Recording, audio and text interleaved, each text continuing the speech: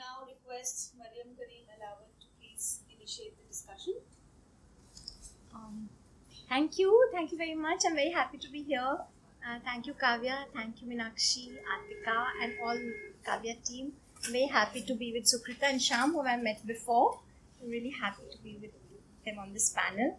Now, I'm going to start with a little bit of maybe something slightly disappointing for you all. Before we begin the discussion, I would like to bust a rosy myth that the general reading public holds very dear, and all of us think, like just what she said, that of the universality of human experience. We think that because we understand certain translated works, human experience must be universal. And literary translations are proof of the fact that the possible understanding between cultures and peoples.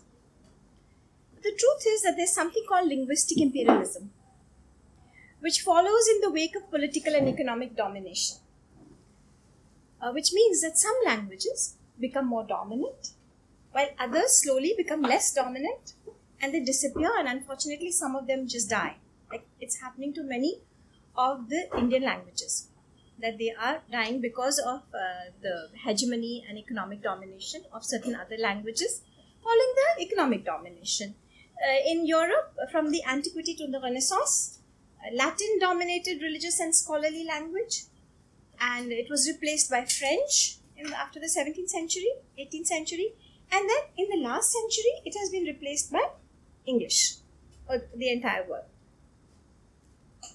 When publishers choose to publish translations, they keep in mind the readership and the sociocultural context and values which they wish to transmit. So it's not simply that they are trying to touch people's hearts with what they're doing.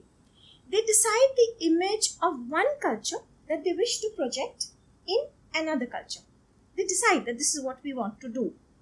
And so it's a very powerful, they are powerful images and people just take them to heart and they think that they are the only images. So translators, therefore, I think since we all do translations, have a very important role.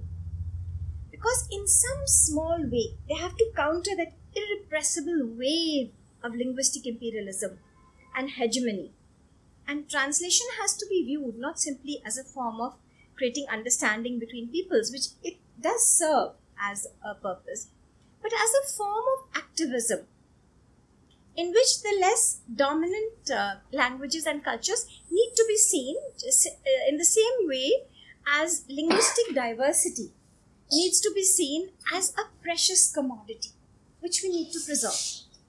And therefore, if like, for example, Dalit literature is translated into English so that they have a voice, so it is a commodity that we need to preserve by an kind of an activism when we do translations. And I mean, this is not, I'm sure, not expecting this, but I thought it was very important.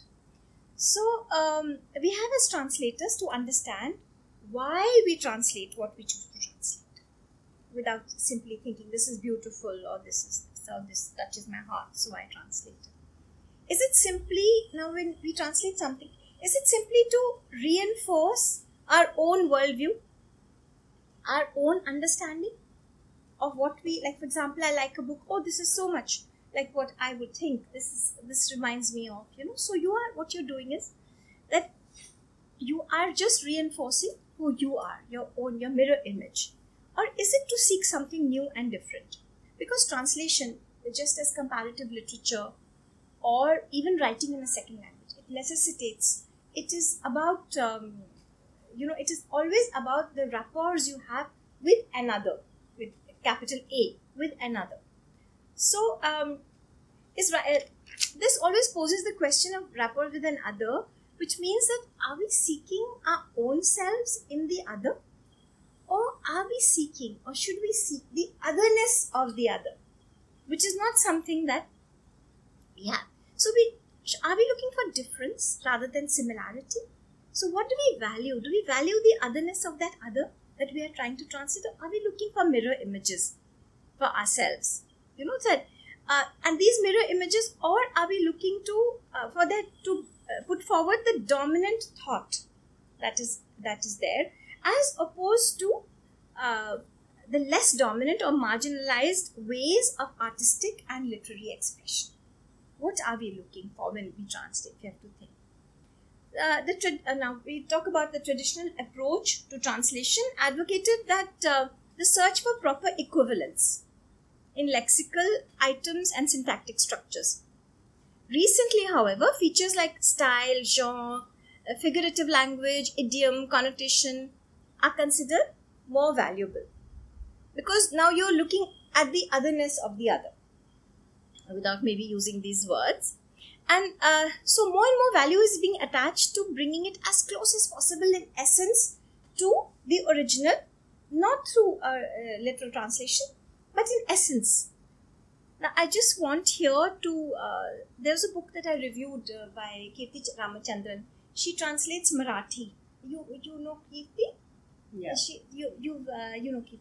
She's a wonderful, she's your editor. Okay. Mm-hmm. She's a wonderful translator. And because she keeps the idiom, the color of the original text in Marathi. So I reviewed 2 of her books. One of them was Dirge for the Damned. It is about the dams of Maharashtra. So in that, the color of Maharashtra is so beautifully brought out in the translation. So there's one part, for example, this is just an example, that she writes that the people who've